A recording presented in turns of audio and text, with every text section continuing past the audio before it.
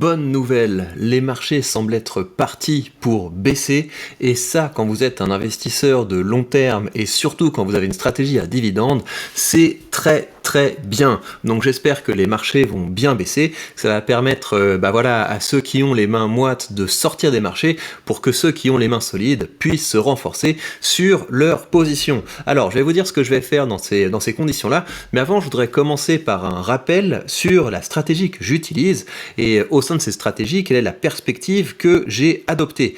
Alors, je vais vous montrer tout ça. Donc vous savez, moi je suis quelqu'un qui investit dans les dividendes. Ça veut dire que ce qui m'intéresse, la chose que je regarde le plus, c'est ça. Ce qui m'intéresse, c'est que les revenus passifs que je perçois mois après mois augmentent. Et donc vous voyez, j'ai commencé en mars 2020. Donc en mars 2020, 13 centimes. Ensuite, j'ai investi pas mal le mois suivant, 14 euros, 25 euros, 30 euros. J'ai passé la barre des 100 euros par mois en mai 2021, et puis l'année suivante j'ai dépassé les 340 euros. Donc voilà, c'est quelque chose qui commence, on a vraiment l'effet qu'on a envie de voir avec une stratégie à dividendes, c'est vous investissez régulièrement, vous réinvestissez les dividendes, et les entreprises que vous avez en portefeuille augmentent leurs dividendes, et le tout, ça fait que vous avez une boule de neige qui grandit, et ça commence à être intéressant, hein, parce que 340 euros sans qu'on ait à travailler, parce que vous voyez, il y a des choses, on appelle ça revenu passif. J'ai vu qu'il y avait des gens qui disaient que l'immobilier c'était passif. Très souvent, l'immobilier c'est pas du tout passif, hein. C'est une énorme prise de tête. Ça prend beaucoup de temps, ça prend beaucoup d'énergie, même quand c'est en gestion. Hein. Il y a plein de choses à gérer, même quand c'est en gestion. Alors qu'un portefeuille d'actions à dividendes, c'est entièrement passif. Il y a rien de plus simple pour dégager du revenu passif que ça. Donc c'est pour ça que c'est quelque chose que je privilégie, même si je vous parlerai bientôt d'autres formes d'investissement qui sont tout à fait passifs et qui sont également rentables et intéressants. Mais ça, c'est un autre sujet, on y viendra bientôt. Donc ça, c'est ma stratégie. Ça me permet de, quand les marchés baissent, je sais que je vais pouvoir me rapprocher plus rapidement de mon objectif d'indépendance financière, parce que je vais pouvoir racheter mes entreprises à des meilleurs prix. Donc les baisses des marchés, c'est une très bonne nouvelle quand on a un horizon de long terme, et c'est pour ça que j'espère que ça va baisser encore pas mal, parce que ça va me permettre d'avoir de meilleures opportunités, ça va nous permettre d'avoir de meilleures opportunités. Alors, si je rentre un peu plus dans le détail de ma stratégie d'investissement, ce que j'essaie de faire dans mon portefeuille, c'est de garder un équilibre entre des entreprises de rendement, des entreprises de croissance et des entreprises mixtes. Donc des entreprises de croissance, ça va être Alphabet, ça va être Apple, Microsoft, Nvidia, ST Microelectronics, et mon ETF sur les énergies propres. Donc ça, je parle de mon portefeuille, évidemment. Vous pouvez mettre plein d'autres choses là-dedans. Vous pouvez mettre Tesla si ça vous amuse. Vous pouvez mettre Netflix si ça vous amuse, sachant que Netflix, ils ont quand même pas mal souffert. Vous pouvez mettre Amazon, évidemment. Enfin voilà, vous avez d'un côté des entreprises de croissance, vous avez de l'autre côté des entreprises de rendement. Donc des entreprises, moi, je sélectionne des entreprises qui, c'est pas délirant, hein, je prends pas des entreprises qui ont des rendements super élevés du type 10-12%, parce qu'en général, en bourse, quand vous avez des entreprises qui ont des rendements de dividendes à 2 chiffres, souvent c'est que le cours de l'action est en train de se rétamer, et donc sur le long terme vous perdez de l'argent. Non, moi dans mes entreprises de rendement, vous avez plutôt des choses aux alentours de 4%, mais ce sont des entreprises solides, ce sont des entreprises qui ont également à minima une petite appréciation du capital. Voilà, c'est ça que je cherche. Et vous avez également mes ETF avec des hauts dividendes, et sinon vous avez surtout des foncières, vous avez des entreprises qui sont dans l'immobilier, voilà, des entreprises qui sont dans le prêt, des entreprises qui font des crédits. Et puis au milieu de ça, vous avez les entreprises mixtes. Donc ça, c'est des entreprises qui sont censées conjuguer à la fois une belle appréciation de leur capital, mais également qui sont censées augmenter fortement leurs dividendes. Pour moi, le top du top, c'est croissance plus dividendes. Donc Microsoft propose ça, mais vous avez des entreprises également comme Home Depot, vous avez des entreprises comme Waste Management, vous avez des entreprises comme Texas Instruments. Donc Texas Instruments que j'ai ajouté récemment à mon portefeuille. La prochaine fois que je ferai une évaluation pour voir où je me situe en termes d'équilibre entre rendement, croissance et mixte, Texas Instruments se trouvera ici, évidemment. C'est ce type d'entreprise, et donc voilà, c'est des entreprises qui ont à la fois la perspective d'une belle appréciation du capital, mais également d'une très belle appréciation du dividende.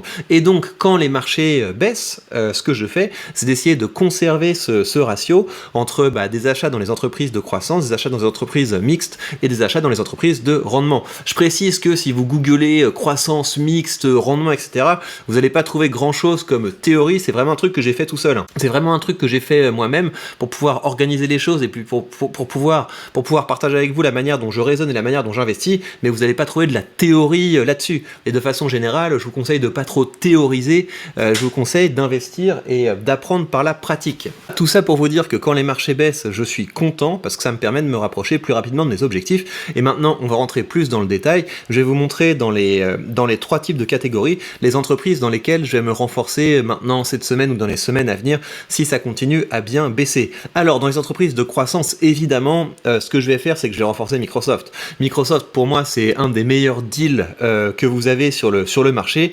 Là, vous la trouvez à un prix qui est tout à fait raisonnable. Et quand vous investissez dans Microsoft, vous avez un rendement de départ qui est nul. Donc, vous avez un rendement de dividende qui est aux alentours de 1%. Donc, c'est pas avec ça que vous allez obtenir votre liberté financière.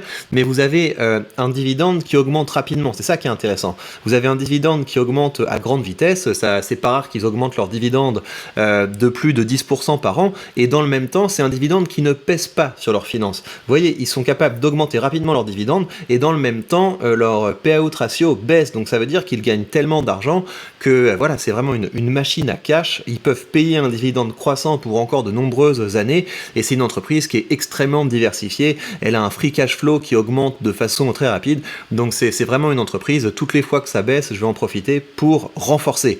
La deuxième entreprise que je vais suivre et que je vais sans doute renforcer bientôt, c'est BlackRock. Donc ça, je la mets dans la catégorie mixte. Voilà, qui a tendance à vraiment se rétamer quand les marchés baissent, mais qui peut avoir des pics de croissance quand les marchés deviennent, quand les marchés se reprennent. C'est une entreprise qui est pro-cyclique. Je dirais pas que c'est vraiment une entreprise de croissance, même si elle a de très bons revenus, mais en tout cas, c'est une entreprise qui est intéressante au niveau de l'appréciation de son dividende. Donc quand vous voyez son dividende augmente de façon très rapide. Je crois que l'année dernière, ils ont augmenté leur dividende de 20%, donc c'est quelque chose qui est vraiment super intéressant. Le cours de l'action fait le yo-yo, donc c'est pour les gens qui ont le cœur bien accroché, mais voilà, c'est une entreprise qui, si les gens continuent à investir et si la tendance des ETF continue de se renforcer, parce que il n'y a rien de plus facile que d'investir en passant par des ETF, et BlackRock est au cœur de ça, eh bien vous avez là la perspective d'avoir votre capital qui sur le long terme va s'apprécier, vous allez avoir un dividende qui va augmenter de façon régulière et de façon forte, donc pour moi c'est très intéressant, mais si je compte me renforcer dans cette position, c'est vraiment par rapport à mes perspectives d'investissement et par rapport au fait que si je rachète BlackRock dans ces marchés-là, dans les jours qui viennent, je vais pouvoir améliorer mon coût moyen. Je vais pouvoir améliorer mon coût moyen parce qu'on est passé en dessous de mon coût moyen d'achat sur cette entreprise et donc j'ai profité pour renforcer. Évidemment, hein, tout ce que je veux dire, il y a des gens dans les commentaires qui me disent il faudrait que tu montres ton portefeuille plus longtemps pour qu'on puisse copier tes positions, etc. Ne faites jamais ça. N'essayez jamais de copier le portefeuille de quelqu'un. Là on discute, je vous dis ce que je vais faire, je vous présente un peu la philosophie, après vous en faites ce que vous voulez, mais n'essayez pas de me copier. Vous n'avez pas mon horizon, vous n'avez pas ma tolérance au risque, vous n'avez pas ma capacité à investir, et puis il y a des positions que vous voyez dans mon portefeuille, je peux décider demain de les vendre, vous voyez. Donc ce qui est important, c'est que vous sachiez pourquoi vous investissez, pourquoi vous choisissez telle ou telle chose, et vos investissements, vous devez avoir une thèse. Pourquoi est-ce que je l'achète? À quoi ça va servir? À quoi je m'attends? Si quand j'investis dans Microsoft, je me rends compte que Microsoft commence à plus payer de dividendes, par exemple, bah, je vais sortir de la position parce que c'est pas le contrat que j'ai. Si quand j'investis dans BlackRock, je me trouve avec un capital qui stagne et qui disent ouais, bah, en fait, cette année, on va augmenter le dividende de 2% au lieu de 20%, bah, je vais commencer à me dire oulala, là, il y a un souci et donc peut-être que le contrat est rompu. Donc, vous devez avoir une thèse pour vos investissements. Donc, c'est vraiment une très très mauvaise idée d'essayer de copier la stratégie de quelqu'un, d'essayer de copier les choix de quelqu'un. Vous pouvez vous inspirer. Moi, j'ai commencé en suivant plein de créateurs de contenu pour suivre leur aventure, pour voir comment leur portefeuille se comportait, pour pouvoir acquérir de l'expérience à travers leur expérience à eux. Mais très rapidement, j'ai commencé à faire mes propres choix. C'est vraiment très important. C'est vraiment très important parce que si vous ne savez pas pourquoi vous choisissez telle ou telle chose, vous courez au-devant de grosses désillusions. Et finalement, dans la catégorie rendement, ce que je vais faire, je vais renforcer Stag Industrial. Donc c'est une foncière qui investit plutôt dans les plateformes logistiques, dans les grands entrepôts, dans le domaine de l'industrie. Donc par exemple, il y a Amazon qui a des entrepôts qui louent à Stag Industrial. Et ce qui m'intéresse, c'est que c'est une entreprise qui, en ce moment, a un rendement qui est très élevé par rapport à ses moyennes historiques, enfin en tout cas par rapport à l'année dernière. Donc on a un rendement de 4,5% 10%, et si ça continue de baisser, on va avoir un rendement encore plus intéressant. Et ce que j'aime bien avec cette entreprise, c'est aussi qu'elle verse des dividendes tous les mois. Et là, encore une fois, si je décide de me renforcer dans cette entreprise-là, c'est parce que je l'ai ajouté récemment à mon portefeuille. J'ai envie d'avoir une position plus importante dans cette entreprise, et en l'achetant maintenant, ça me permet d'améliorer mon coût moyen, voilà. Et donc, vous, ça veut pas dire que c'est un bon moment pour l'acheter, ça dépend vraiment de vos objectifs à vous. Mais donc, moi, c'est ce que je compte faire. Je compte me renforcer dans Stag Industrial,